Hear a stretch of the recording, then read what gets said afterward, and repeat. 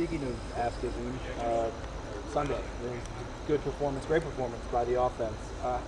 I know it's a one. Those are your words. Yeah, mine. Those are your words. That's fine. But in a every week is different type of a league, how much can you carry over though from that performance to this one? Well, I think I have the utmost. Speaking of friendship awards, I do have the utmost respect for that team, that defense, how they play the game, how they run their schemes, and Coach Whitecotton was here for a long time. I don't know how he coaches guys. And, the one thing we can take away from that game is just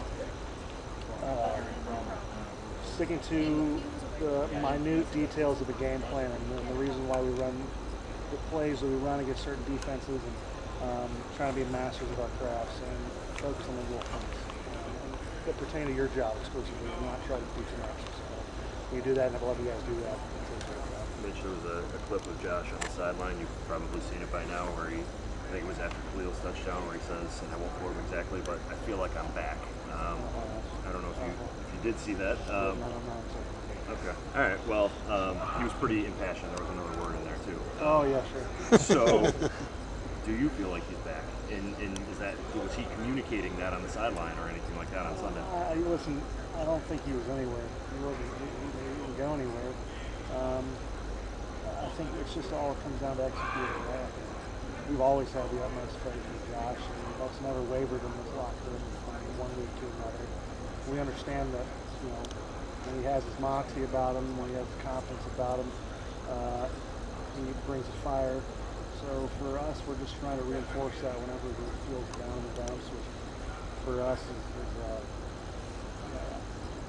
it's a hard question to answer because I don't totally feel the way that some people felt like he was going on their back.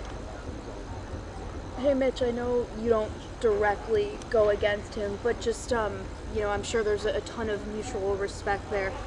What can you say about everything that Jason Kelce's been able to do in his career, just the longevity of what he has done? Totally. I think the longevity is like the Benjamin Button of football. I mean, he gets with age is just becomes exponentially better at his craft. I think he's been the standard for the last decade, ever since I've been in the league at least. And it's hard to watch film on him and try to reenact stuff that he does, because he truly does things that are unique to him that he can only do. So for me, I'll always have the utmost respect for Jason.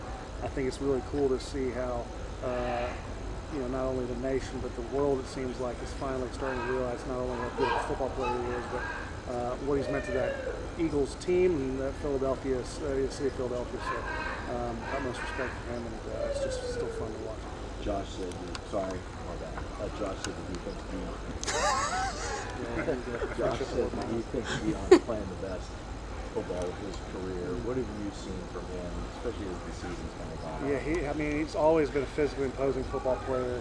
I think he's just playing at such a consistent basis, and where his head's at, always on game day, he's just been the utmost competitor. But what you guys don't see between Monday and Saturday is just a guy who's dedicated to his craft, really takes this for granted, and he always has. But I feel like he's dialed it up a notch even more, to a point where it's just fun to see.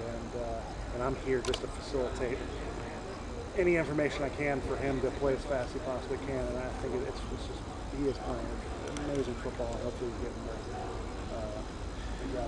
gratification of reading those rules. What's it like in the O-line when you're watching film and you see Deion? He does it. It's graceful and chaotic at the same time. And I think it's one of those things that he's maybe the best of the game doing it. And he's just a phenomenal football player to watch. I'm very, very glad that. Mitch, Sean talked about the fun and the energy. That stuff has to be earned, during the week. How much do you guys embrace that, and how much is that kind of the method to which you carry what started last Sunday into the rest of the season? Well, you do have to earn it. You earn it through meticulous work throughout the week. But through that work, you also have to find a way to have some joy in that. Every person finds joy in ways and expresses it in different ways. I'm sure you see on game day, guys are all over the place, or some guys are very to themselves. And for us, it's kind of the chicken or the egg deal. Like, you don't know what breeds what.